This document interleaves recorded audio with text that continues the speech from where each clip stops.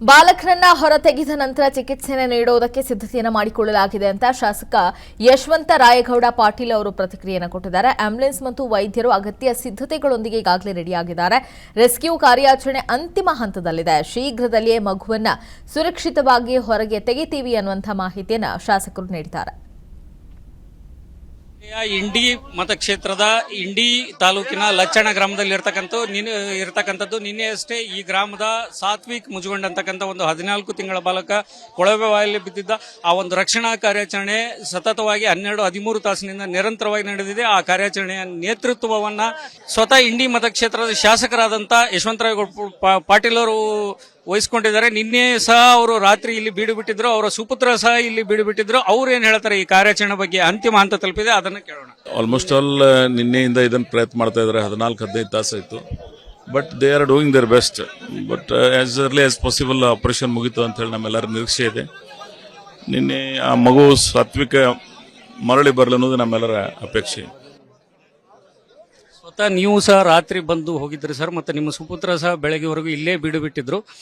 ಒಟ್ಟಾರೆಯಾಗಿ ಇಂಥ ಒಂದು ಸುಕ್ಷೇತ್ರ ಲಚ್ಚಾಣದಲ್ಲಿ ಸಿದ್ಧಲಿಂಗ ಮಠದಲ್ಲೂ ಸಹ ಒಂದು ಧಾರ್ಮಿಕ ಪ್ರಾರ್ಥನೆಗಳನ್ನು ಮಾಡಿದ್ರು. ಆ ಮಗು ಬದುಕು ಬರುತ್ತೆ ಅಂತಕ್ಕಂಥ ಒಂದು ಆಶಯವನ್ನ ಎಲ್ಲರೂ ವ್ಯಕ್ತಪಡಿಸ್ತಾ ಇದ್ದಾರೆ. ತಾವೇನು ಹೇಳ್ತೀರಿ ಕಾರ್ಯಾಚರಣೆ?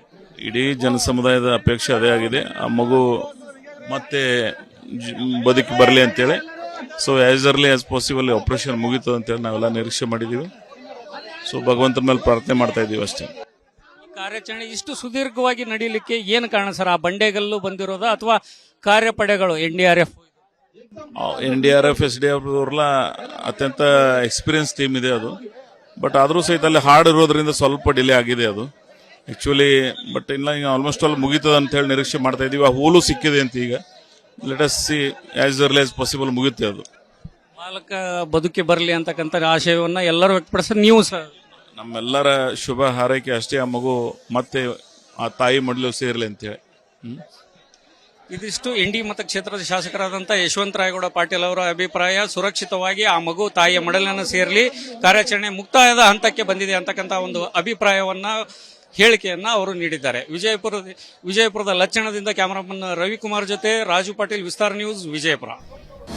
ಅನುಕ್ಷಣದ ಸುದ್ದಿಗಳಿಗಾಗಿ ವಿಸ್ತಾರ ನ್ಯೂಸ್ ಯೂಟ್ಯೂಬ್ ಚಾನೆಲ್ ಸಬ್ಸ್ಕ್ರೈಬ್ ಮಾಡಿ. ಹೊಸ ಸುದ್ದಿಗಳ ನೋಟಿಫಿಕೇಶನ್ಗಾಗಿ ಬೆಲ್ ಐಕಾನ್ ಕ್ಲಿಕ್ ಮಾಡಿ. ಲೇಟೆಸ್ಟ್ ಅಪ್ಡೇಟ್ಸ್ಗಾಗಿ www.vistaranews.com ವೆಬ್ಸೈಟ್ಗೆ ವಿಸಿಟ್ ಮಾಡಿ. ಅಂಗೈಯಲ್ಲೇ ಜಗತ್ತಿನ ಸುದ್ದಿ ತಿಳಿಯಲು ವಿಸ್ತಾರ ನ್ಯೂಸ್ ಕನ್ನಡ ಆಪ್ ಡೌನ್ಲೋಡ್ ಮಾಡಿ.